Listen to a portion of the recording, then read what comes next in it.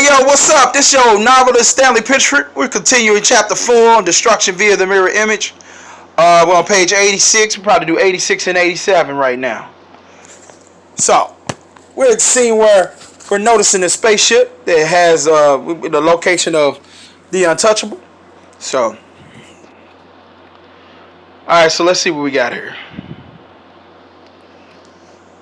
Do not take your eyes off it for 1 minute and just record everything about it different that you see, Perea ordered Hey Hey. The UFO was still a great distance away, but we noticed that it was getting closer as time passed, since it was getting bigger and bigger on our screen. Hey, record all the things that changed thus far, because things have changed. That UFO is getting closer, he yelled. Holy mackerel, let us ring the alarm quickly. All of the basic 12 were fully aware of the UFO in pursuit and were ready for anything to happen. We were hoping our defense was just as effective as we believe it would be. Perea told everybody, we're all in this together through thick and thin. The rest of us responded with a resounding yes. Perea continued, put all your energy into what's coming up ahead and not what happened in the past. This UFO is one thing, but whatever's inside the UFO is another thing to understand. Perea is right. That ship is not moving on its own, JL added. Whatever's in that ship, it's got some brains for sure.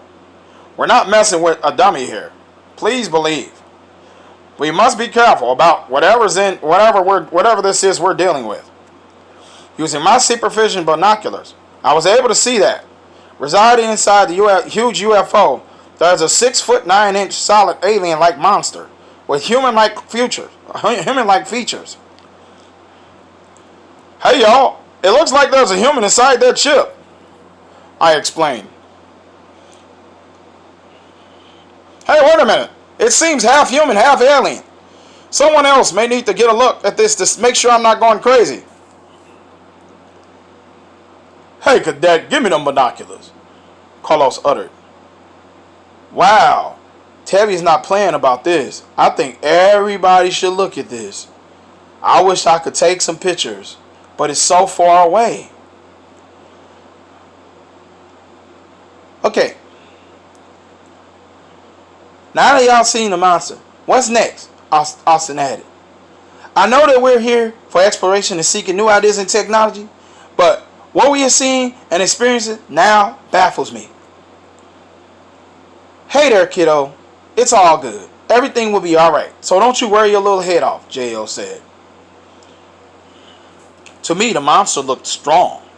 Its head was big and shaped like a human's, and its body was covered in sharp, stringy tentacles thin enough to slice a sheet of paper. It seemed determined to get to its destination, moving faster than the speed of light. My sight could not catch up with its movements. I relayed all of this to the company as it guided its triangular shape UFO closer to the hexapod. Hey y'all, it seems like it's getting closer and closer, Austin alerted. The ship has special features that could actually surprise the hexapod at any time. Missiles and heat seekers that come from the rear of the ship.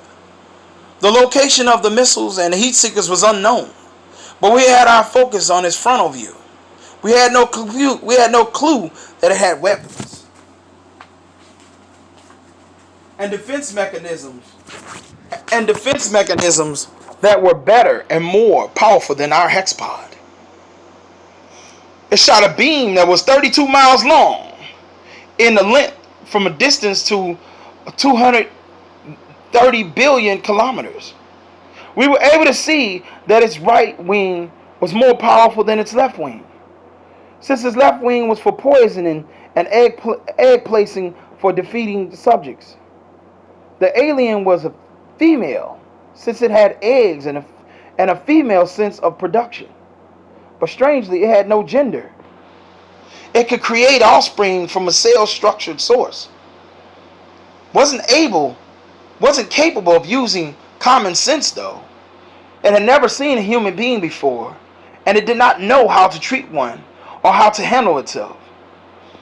It did not know what humans looked like, how humans were supposed to smell, or why humans existed. We hoped to find something extraordinary on this voyage, but we never really thought we would come across something so extraterrestrial as this. I had the feeling that things were going to be changing drastically, but I did not know when and why I was uneasy about the present situation. Now I knew why I always felt something bad was going to happen. While in the hexapod, we ate with one eye on the meal and we kept the other eye on that UFO. Hey, it seemed like that creature has calmed down for a while, Austin noted. I'm not so sure of that, and I'm not resting on that, JL answered Austin. Yet JL asked the company, who was behind the stern wheel of that big ship? I mean, what is that ugly thing we saw in those binoculars? He shouted with fear.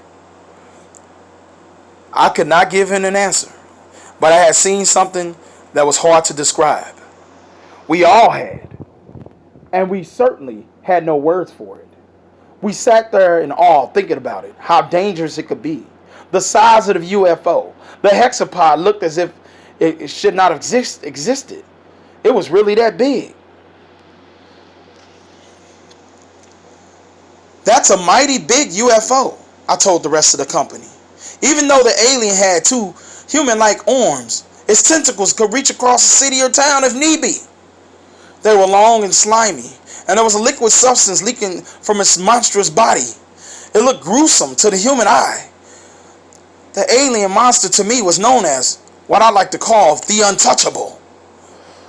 Meanwhile, somewhere in the hexapod, several of the company were getting ready for bed, and others shifted to the entertainment center of the ship. Some will sleep and some will watch, Perea said. JL and Carlos will dictate the duties of who will watch and who will sleep and rotate.